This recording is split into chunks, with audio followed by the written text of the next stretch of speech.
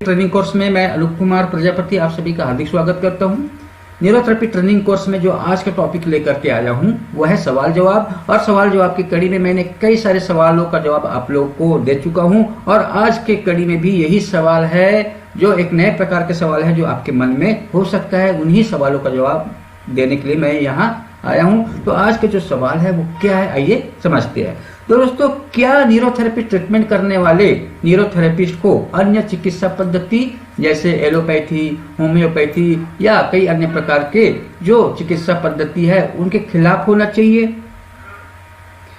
जो न्यूरोथेरेपिस्ट है, जो न्यूरोथेरेपी करते हैं, वो न्यूरोथेरेपिस्ट को क्या अन्य चिकित्सा पद्धति के खिलाफ होना चाहिए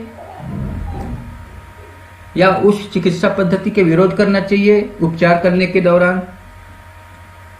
एक सवाल है जो किसी के मन में हो सकता है।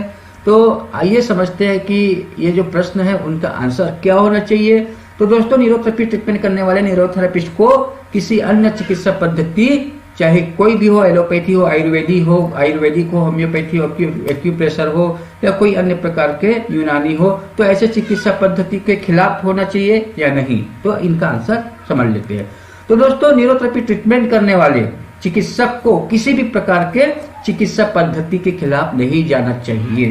पहली बात, हर एक चिकित्सा पद्धति का अपना खास सिद्धांत या उपचार होते हैं। ठीक है, तो पहली बात तो न्यूरोथेरेपिस्ट को यह समझना चाहिए कि वो अपने तरीके से इलाज कर रहे हैं, उसी प्रकार दूसरे प्रकार का चिकित्सा पद्धति भी वो अपने तरीके से इलाज करते हैं, उनका रिजल्ट भी है और अपना रिजल्ट भी है। अगर दोनों ट्रीटमेंट का रिजल्ट अगर मिल जाए तो रोगी को बहुत जल्दी आराम मिलने की संभावना रहती है।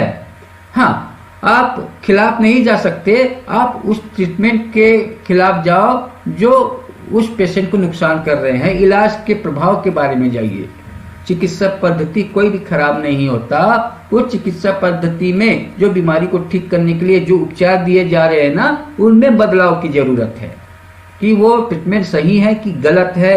आप उस ट्रीटमेंट के ऊपर जाइए, उपचार के ऊपर जाइए। अगर ट्रीटमेंट गलत है तो उस गलत ट्रीटमेंट को सुधारा जा सकता है। चिकित्सा पद्धति अपनी जगह में सही है क्योंकि उस बीमारी को ठीक करने के लिए जो सही उपचार चाहिए था वो उपचार उस डॉक्टर ने नहीं दिया होगा, जिसकी वजह से पेशेंट को नुकसान हो रहा होगा। ठीक है, तो आप लोग ध्यान देना कि कोई भी चिकित्सा पद्धति खराब नहीं है। सबका अपना अपना सिद्धांत है, सबका अपना अपना थीसिस है, सबका अपना अपना रोग को ठीक करने के लिए अपना अपना उपचार पद्धतियां हैं। बट जरूरत है तो मेन कारणों को ध्यान में रख करके सही इलाज करना, जिससे रोगी को सही रिजल्ट मिले, इस बात का आपको ध्यान रखना है। तो आप न्यूरोथेरेपिस्ट हो तो आप अपने चिकित्सक को प्रमोट करने के लिए किसी दूसरे चिकित्सक को गिराने की जरूरत नहीं है। आप अपने चिकित्सा के लिए अच्छा काम करिए, रोगी को अच्छा ट्रीटमेंट दीजिए ताकि रोगी अच्छा हो तो रोगी खुद दूसरे को बताएंगे कि आप वहां ट्रीटमेंट लेने जाइए, न्यूरोथेरेपी ट्रीटमेंट कराइए।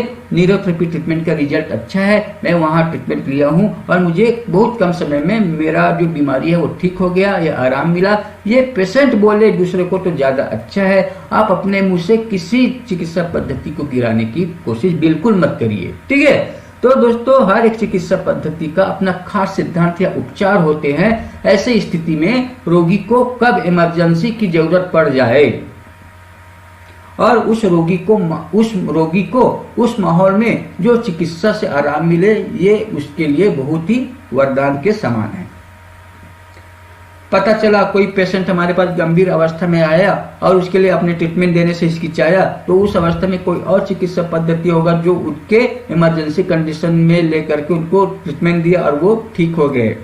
मान लीजिए एक्सीडेंटल केसेस है, फूड पॉइजनिंग है, या कोई भी बड़े बड़े बीमारियां है, ट्यूमर है या कोई भी अन्य कारण की वजह से पेशेंट गंभीर अवस्था में है, तो ऐसे अवस्था में भी कई सारे चिकित्सा पद्धति अपना भूमिका निभाते हैं।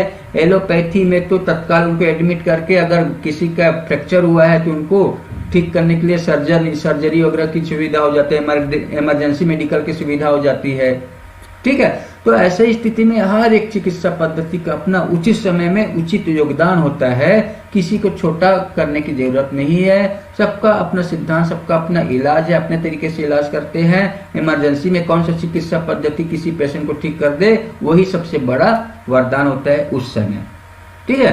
तो दोस्तों ऐसी स्थिति में न्यूरोथेरेपिस्ट को सकारात्मक सोच के साथ न्यूरोथेरेपी ट्रीटमेंट करते हुए ज्यादा से ज्यादा रोगों में सफलता पाने में अपना समय तथा योगदान दें। व्यर्थ के विचारों में अपना समय ना गंवाएं। एलोपैथी कई गंभीर किस्म के रोगों के इलाज, इमरजेंसी मेडिकल मैनेजमेंट, तुरंत आराम पहुंचाने की क्षमता, सर्जरी और पैथोलॉजी के क्षेत्र में भी बहुत बड़ा योगदान है और उनके योगदान के कारण ही आज दुनिया के सर्वोच्च चिकित्सा पद्धति में उनका नाम है। और उसी एलोपैथी के पैथोलॉजी जो टेस्ट होते हैं ना, उनके अंतर्गत न्यूरोथेरेपिस्ट को भी कई बार पेशेंट को एडवाइस देना पड़ता है कि आप पैथोलॉजी टेस्ट करा के ले आइए, एक्सरे करा के ले आइए, इमरजेंसी में MRI या CT स्कैन की जरूरत, डायग्नोस के लिए निदान के लिए न्यूरोथेरेपिस्ट को भी जरूरत पड़ता है। ठीक है, तो डायग्नोसिस प्रोसेस के लिए भी एलोपैथी के पास जाना ही पड़ेगा। दवाई के रूप में भले ना हो, मगर निदान या डायग्नोसिस के लिए उसके पास तो जाना ही पड़ेगा। ठीक है, तो इस प्रकार आप किसी भी थेरेपी को, चिकित्सा पद्धति को छोटा नहीं कह सकते, गलत नहीं कह सकते। गलत वो है जो अपने विचारों को छोटा करके बैठे हुए हैं, ठीक है, अपने आप को बहुत महान समझते हैं। ऐसे लोग भी बहुत है, तो वो गलत हो सकते हैं। कोई भी चिकित्सा पद्धति गलत नहीं है।